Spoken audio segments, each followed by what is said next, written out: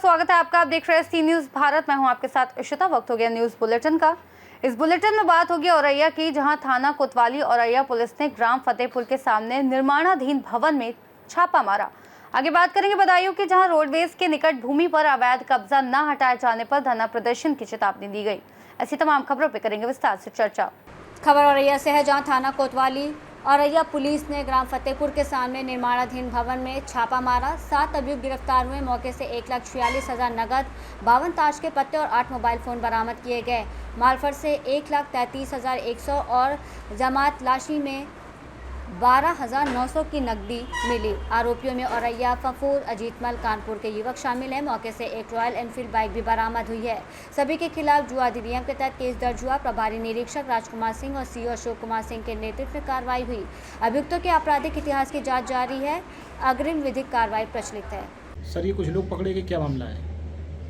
Police अधीक्षक औरैया महोदय के द्वारा सटोरियों तथा जुआरियों के विरुद्ध निरंतर चलाए जा रहे अभियान के क्रम में थाना कोतवाली औरैया पुलिस द्वारा कल दिनांक 24 जुलाई 2025 को मुखबिर की सूचना पर सायंकाल 5:10 पर इटावा कानपुर नेशनल हाईवे के सर्विस रोड के निकट निगड़ा गांव में स्थित निर्माणाधीन पक्के मकान में जुआ खेल रहे कुल 7 नफर जुआरियों क्रमशः ज्ञानेंद्र सिंह ग्राम प्रधान निगड़ा, विवेक शिव रतन उर्फ बंटू निवासी ग्राम निगड़ा थाना कोतवाली औरैया, अनिरुद्ध कुमार निवासी लोधर थाना बिठूर कानपुर नगर, मोनू निवासी बरहुआ थाना फफूद औरैया, सौरभ निवासी पूर्व महासुख थाना अजीतमल औरैया तथा सौरभ निवासी खरका की मड़ैया कोतवाली औरैया को बीएनएसएस के एसओपी के अनुरूप गिरफ्तार किया गया है तथा जुआ फल से कुल 1,46,000 रुपये, 8 अदद मोबाइल फ़ोन, 1 अदद बुलेट बरामद हुई है।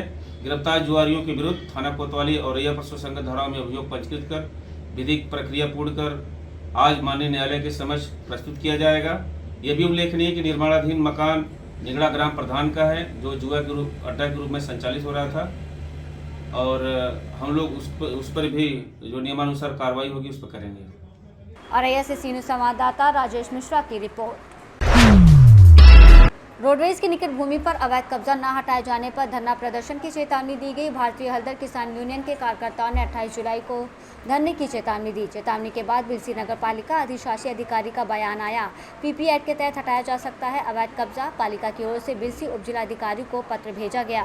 बिलसी नगर में रोडवेज स्टैंड के पास गाटा संख्या 173 का मामला। मैं अजीत सिंह गुजर, सभासद नगर पालिका परिषद बिलसी का जिला प्रवक्ता भारतीय हलदर किसान यूनियन बदायूं।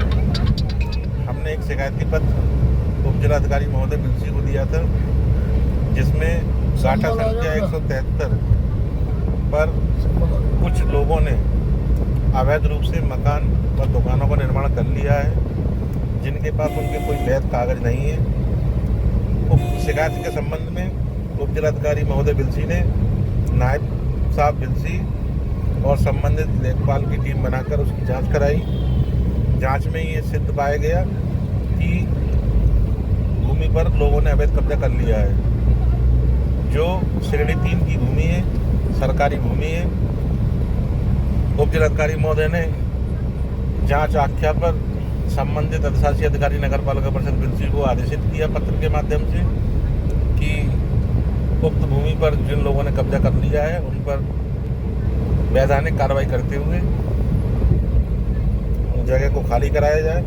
लेकिन अधिशासी अधिकारी बिलसी अपनी हठ धर्मता पर अड़े हुए हैं। वो माननीय उप जिलाधिकारी महोदय बिलसी का आदेश नहीं मान रहे हैं और ना ही उस भूमि को खाली करा रहे हैं। मुझे तो ऐसा प्रतीत होता है कि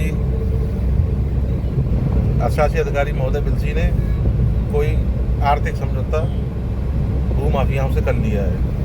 उक्त संबंध में हम दिनांक 28 जुलाई से नगर पालिका परिषद बिलसी प्रांगण में अनिश्चितकालीन धरने पर बैठेंगे। ये नगर पालिका परिषद बिलसी में गाटा नंबर 173 की जो कार्रवाई है वो रोडवेज को ट्रांसफ़र कर दी गई है, जिस पर रोडवेज का निर्माण किया जा रहा है। कुछ लोगों के द्वारा किसान यूनियन के द्वारा शिकायत की गई है कि यहाँ पर जो दुकानें और कुछ मकान अवैध कब्जे में हैं। तो इसमें मैंने एसडीएम सर को एक पत्र दिया है जिसके अंतर्गत अगर उन दुकानों की और मकानों की जो अवैध कब्जे धारक हैं जिनकी पैमाइश होनी है, उसके बाद इसमें पीपी एक्ट के अंतर्गत मुकदमा दायर किया जाएगा। उसके बाद जो निर्णय आएगा उसके अनुसार कार्रवाई की जाएगी। बदायूं से सी न्यूज़ संवाददाता नईम की रिपोर्ट। मध्य प्रदेश की डिंडोरी में भारी बारिश के बीच सरकारी स्कूल से एक और डरावनी तस्वीर सामने आई। ये हम नहीं, तस्वीरें हकीकत बयां कर रही हैं। दरअसल जर्जर हो चुके भवन में प्राथमिक स्कूल के छोटे छोटे बच्चे डर के साए में पढ़ने को मजबूर हैं। मामला करंजिया विकासखंड का है। प्राथमिक शाला जामपानी में 26 बच्चे अध्ययनरत हैं, लेकिन इस सरकारी स्कूल के भवन देखकर आप हैरान और परेशान हो जाएंगे।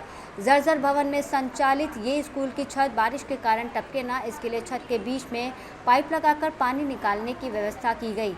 एक कमरे में 2-2 कक्षाएं संचालित हैं। बच्चे बताते हैं कि इस भवन में बैठकर पढ़ने से उन्हें डर लगता है। स्कूल के शिक्षक ने बताया कि स्कूल भवन जर्जर हो चुका है। छत का पानी किसी तरह निकालने की व्यवस्था तो की गई है, मगर सवाल तो यही है कि जर्जर भवन शिक्षक और बच्चे डर के साए में रहते हैं।